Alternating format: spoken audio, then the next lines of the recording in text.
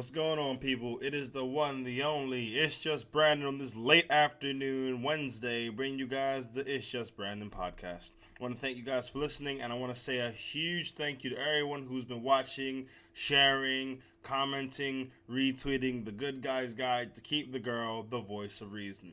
That episode was a trial in patience, I tell you. I had a plan, simple plan, but I was talking to my boy, and he was like, you know what, and he hit me with some really, really deep. So I'm not gonna say his name because I don't know if I have permission to do. That's how big the guy is. But it was, and he's probably listening too. And this guy's an author. He's dropped like 11 books. Very influential. Very like he has a powerful character. So I'm not gonna say his name until I get permission. That's how big he is. But yeah, and it was like, how much is your idea worth? And, I didn't really know how to answer that, monetarily speaking. So, I shout out a number, and then he shout out a number. And the number that I shout out was lowballing it compared to what he said. And it was just like, it made me think, like, how much do I really believe in what I'm trying to push out there? So I revamped the idea. I put some stuff into it and some music, and the thing is, it overloaded the editing software completely. It was like pushing my graphics card to the limit, and it was like not cutting off. What should I say? It was like it was like the audio would play, but the video ain't playing. So I had to like strugglingly like match up some audio with some video that's not really playing. So that was a hassle in itself, but I got it done. And thank everybody who's been supporting it. I want to thank everyone who's been supporting via Instagram, because my Instagram blew up. Blew up for me. I want to say thank you for everyone for that. And I need to start following more people because, I feel so humbled at the fact that people are really taken to what I'm doing. And they always have, but my problem is consistency, baby. So yeah. Another thing I realized, I can't really sing. Don't get me wrong, I can copy someone really well. If I had a Cisco, I could copy that easy, one, two. I can make believe I had anything, but I wanna be a lonely fool. All of the women, all of the special cars, all of the money don't amount to you. I can make believe I had anything. Yeah, I can copy that. That's cool. But in terms of making my own voice, it sounds like I'm just strugglingly pushing my air against my nose, and it just sounds bad. So I'm gonna work on my singing so I can drop my R&B album. The Chronicles of It's Just Brandon. Get my ad libs going on. You know how every artist has the ad libs, Slim from 112. That's his ad lib. Who else? John Legend. Oh, what was John Legend's one? Oh, what was it? I'm thinking of a song of him and Rick Ross, Magnificent. What was his ad lib? Oh, I can't remember his ad lib. I actually gonna have to find his ad lib because his ad lib actually tickles me. Hold on. John Legend, Rick Ross. There you go. I just need to hear a little bit of it, and then I've got it. Hold on, where is it? Come on. Yeah. Thoroughbred. Come on.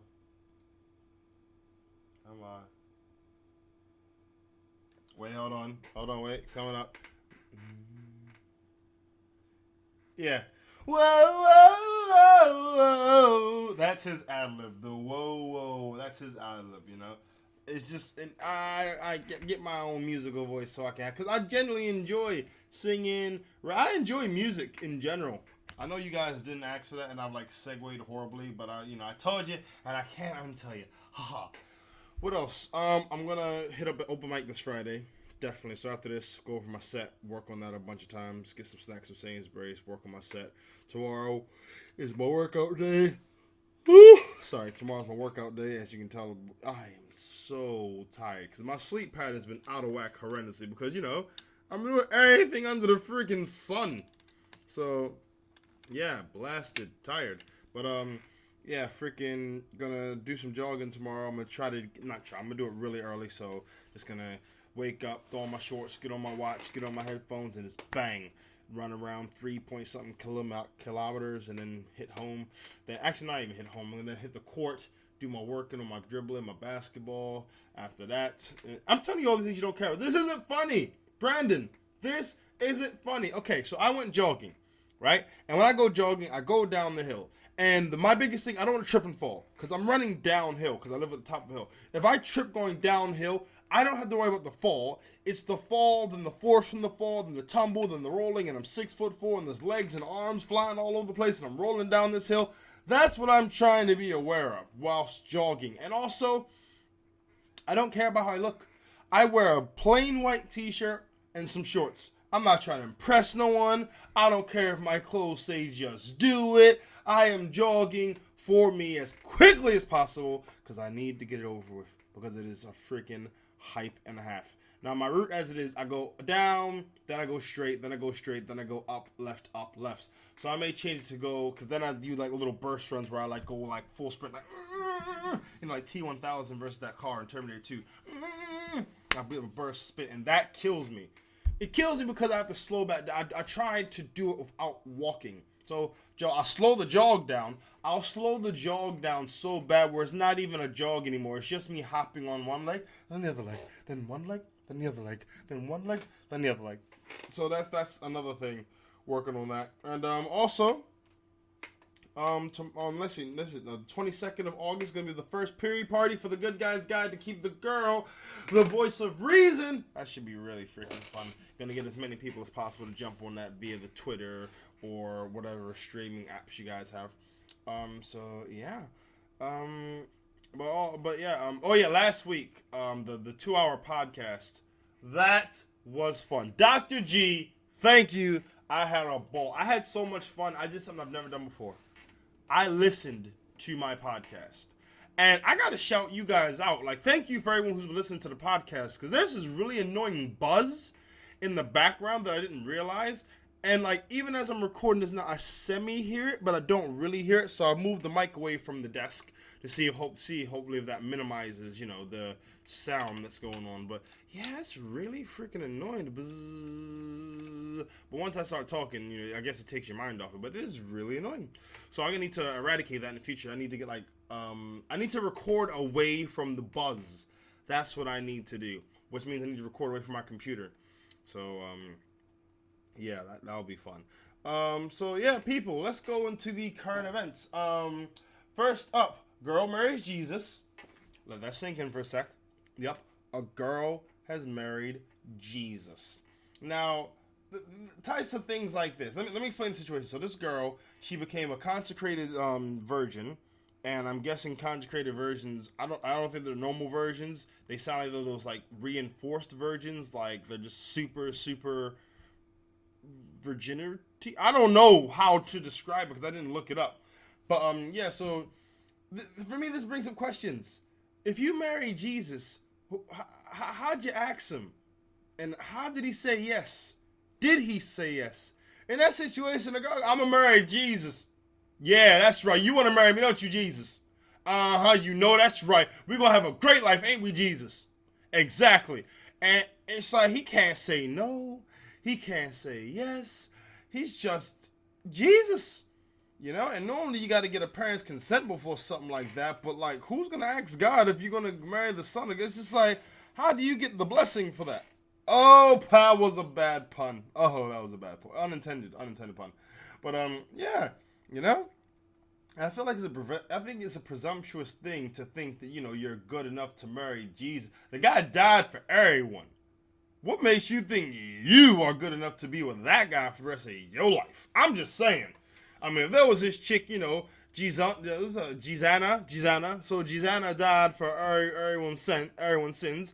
I ain't gonna think I'm on Gizana's level, And also, you marry Jesus, that just brings up a whole back. What do you do for the honeymoon? Pray? The whole time? I know I sound ignorant here, but this is a crazy subject for me. So, she became a consecrated virgin. So does that mean, no people that aren't, consecrated virgins aren't good enough for Jesus? What are you trying to say with this?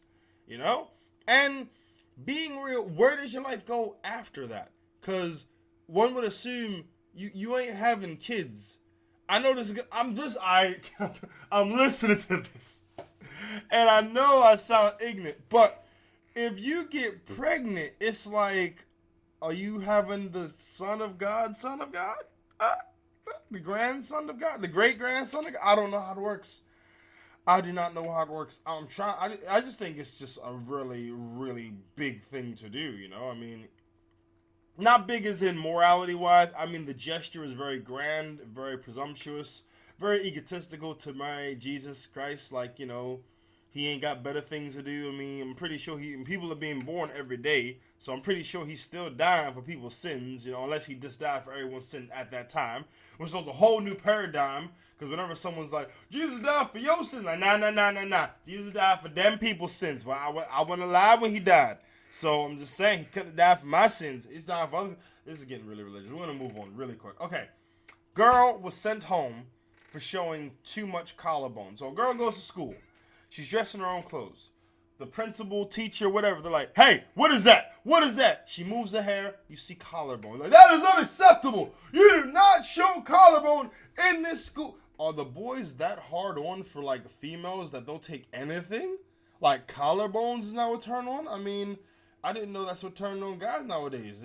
For me, back in the day, pretty face, nice smile, but collarbone?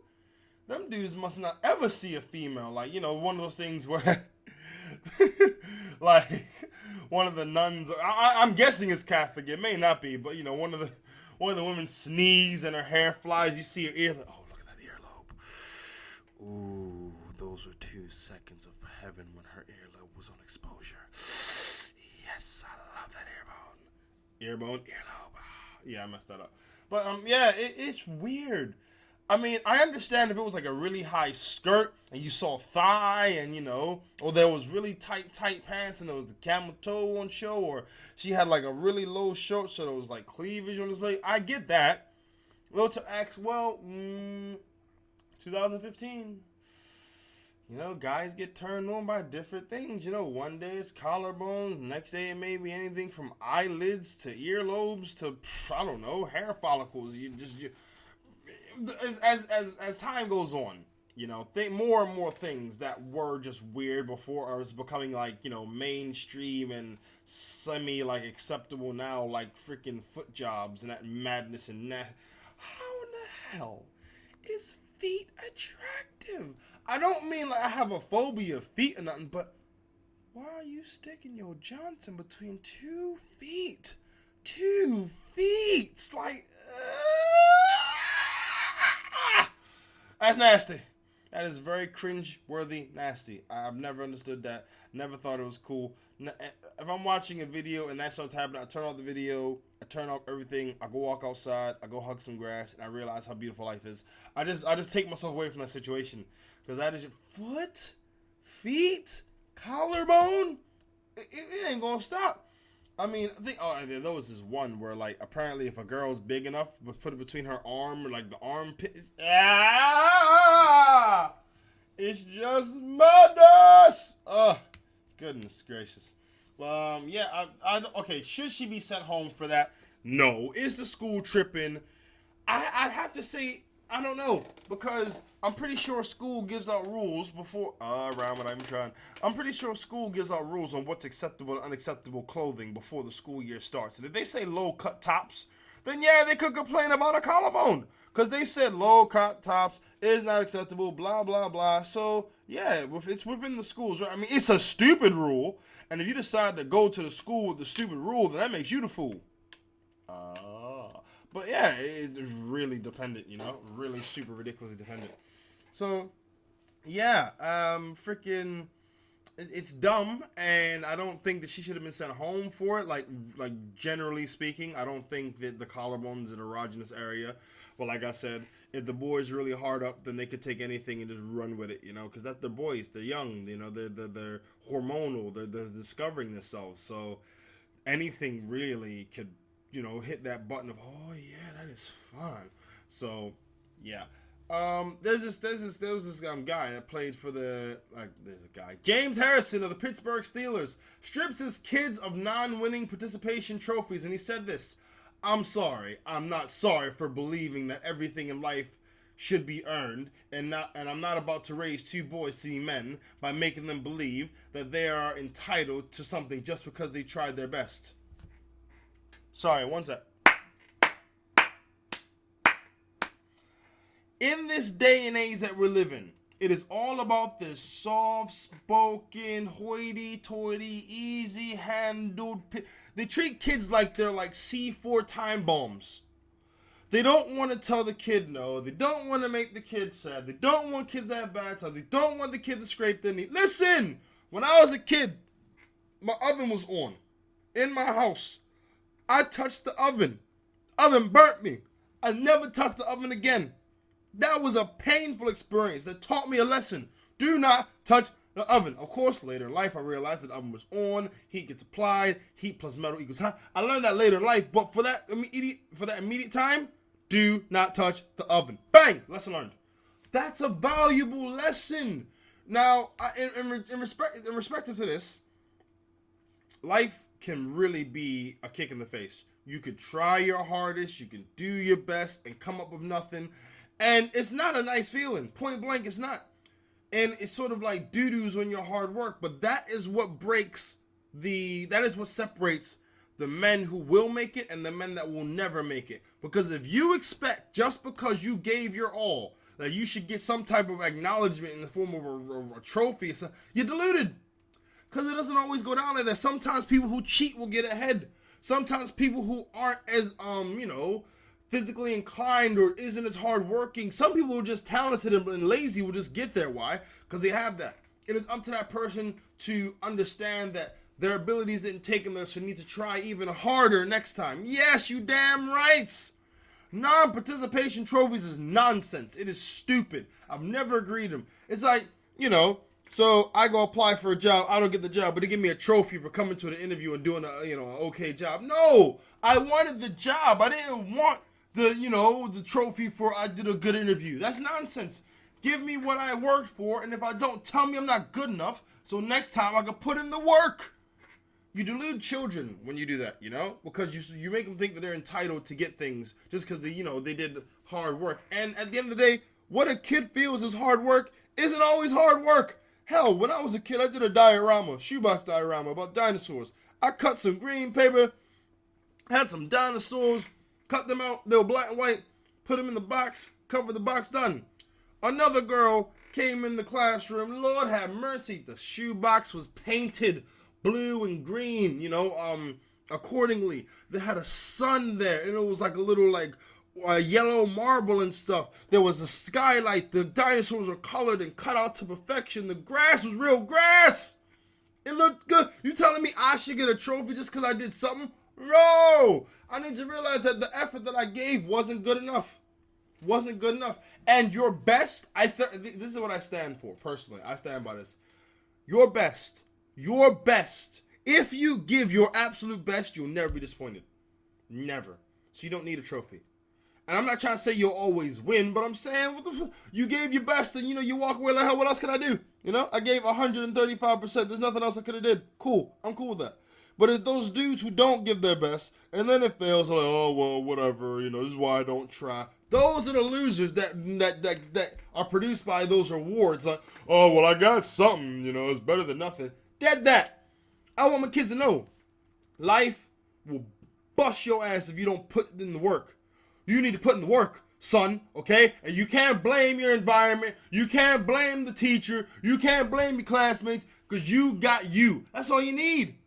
Hell, kids growing up in this day and age, as far as I'm concerned, the world should be running out of world problems soon. Because back in the 80s and the 70s and the 60s, people were being born without the internet. And they were still gathering large masses of information to change the world, to make it a better place. Kids got the information at their feet now. At their feet. Actually, you know what? This actually reminds me of a story. Story time. Around where I live, there's a bunch of kids. And I always say hi to them. I crack jokes. If I have time, I play basketball with them. Because I like to, show the kids, just because I'm an adult, don't mean I can't have fun.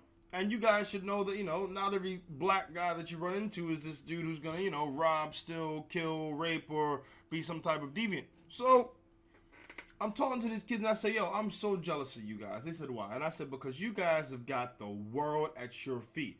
They said, what do you mean? I said, look, you guys have got time. You got the internet. If you wanted to, you can learn to build a car in 2 weeks if you wanted to. They looked at me puzzled. I said, look, you guys have got the internet. It explains how to do anything. All you gotta do is print out some information, read it, and get it down sent to you. They looked at me again, disbelief, and I was like, you guys are looking at me like you don't believe me. How many times have you been told, don't do this because you'll break it, don't touch this, you'll break it, don't, and they laughed because they know what I'm talking about. Their parents have already infused them with that whole don't do this so you can break it. So you infuse in a kid, don't do this so you'll break it, but you want to infuse in a kid, you can accomplish anything if you put your mind to it. Not if you do everything perfect, but if you put your mind and you apply, you're not going to put that in the kid? Bruh, it's a damn shame. And it's not about environment. It's not about ghetto. It ain't about any of that. It's just about having someone that says, you know what? I believe in you. I believe that you can accomplish what you set your mind to. I believe that you can make it happen. I believe in you. Not, hey, don't touch it, you're going to break it. Kids don't need to hear that. They're 5, 6, 7. You put that in them. What are they going to think when they get older? They're not going to want to do anything. They're not going to want to touch anything. They're not going to believe they can do anything because you didn't tell them they're going to break something from the age of 5. Man. Oh, goodness. But, yeah. Anyway. Moving on. Sticking to a budget, it's not hard. It just requires discipline. You take out your money. You spend that money. I'm talking about food budget, by the way. You take out your money, you spend that money, and that's it. That's it. That's all you do. Now, if you get greedy, you got to be faced with that fact. Well, I had my budget, I spent my budget, and that's it, the end. But if you ain't got that willpower, boy, that 10, 20, 30 can jump to 60, 80, 90 in a week. Just a week. So your boy's been having a little bit of issues with the budget, but next week I'm gonna kill it. Why? Because I'm just gonna have this picture of me pointing to myself, just like, no, you don't spend. You got your budget, that's all you get. Even if I'm hungry, I just need to cook more. Like make some dumplings from flour, eat some bread with some peanut butter. Hell, have some jelly, buy some scones, something. But, it's got to be a thing with this control. Without control and money is where you get that phrase, a fool and his money is soon, parted. Because you're just going to keep buying and spending and spending and buying and buying and spending and spending and buying. I only get paid once a month. Once a friggin' month, man. So, yeah. Where was I? But yeah, the next Sunday, by the way, period party coming up. The period party is going to be the first period party I've ever done in regards to the Good Guy's Guide to Keep the Girl. Talking about the Voice of Reason. The Voice of Reason, if you guys didn't catch it, is on YouTube. Go to youtube.com/DuddyBoy Productions and you will see the Voice of Reason, the newest video up for the Good Guy's Guide to Keep the Girl. Talking about that voice inside of a guy that he can dictate what he does, good or bad, so check that out. And let's go on to the last point. Where am I minute-wise in this? Woo! Wow! That's happened almost quick. Alright, so, alright. I have been privied, and I've been blessed to breathe, walk, talk, and not have any difficulties in my life. And to be honest, I have a great life. I could list over 1,000 things that are great about my life, And, that's the reason when I walk down the street, I'm skipping, I'm happy, I'm singing, I'm genuinely happy with my life. But if I wanted to, I could be a complete douche and list over 1,000,000 things that I don't like about my life. And there's a kid in Africa that would look at my list and just would switch at me in a hot second. Oh yeah, there's always someone that got it worse than you. Now the thing is, the reason I don't bitch and whine and moan about things that's like going on in my life in terms of it's because 1, it don't change nothing. 2, I've never and I will never require comfort to learn or to live my life. Don't get me wrong. I don't want to be sleeping on rocks. I don't want goo on my socks. I don't want anything like that. But there are times in your life where you should definitely have comfort. But without comfort, you couldn't be able to relax. That's understandable, You'd be one of those characters in those cartoons that he slept for 30 minutes a day in a pit of snakes and rats, which were his food, pillows, and friends. He was Isaac the Insane. Coming to theaters this summer. It says he'd be one of those guys. But to require comfort to operate stunts the growth of a person. You know, you can't learn if you need everything to be comfortable, because then you're not learning, then you're at ease, you're not aware, you're not taking things in, you know? I used to be heavily insecure as a kid. Heavily. Like, I wasn't comfortable in my own skin. I wouldn't laugh in a group just in case, you know, I laughed too loud or I laughed too hard. I only had really close friends that I was feel comfortable enough to be myself-ish with, you know what I mean? Now, people that need comfort to operate, those are those people, those people who like freak out whenever something happens. It's not even bad, but something that they don't, that's not on their plan or their agenda. It's like, for example, oh, come on! Oh, man, I dropped the chicken nugget on the floor. Now I've only got 49 to eat. Damn. Ugh, why can't things go right in my life? Really? If I drop a chicken nugget on the floor, I just abandon that chicken nugget. He's no longer part of this equation. He's no longer on the food menu. My purpose is to protect the other 49 nuggets. You know, I'll move them one at a time. You know, transporting them from the oven to the plate in my room, and the plate's gonna be a soft, flat, you know, surface. I just don't make a big deal about it, because at the end of the day, why am I getting upset over something that is out of my control? It hit the ground, it's done. But people who are a little bit, you know, obsessed with being comfortable, and yeah, a lot of the time it can be from the female persuasion, but yeah, don't get it twisted, some guys can roll like that too, where it's just like they need everything to be comfortable. Jamie Foxx throwback.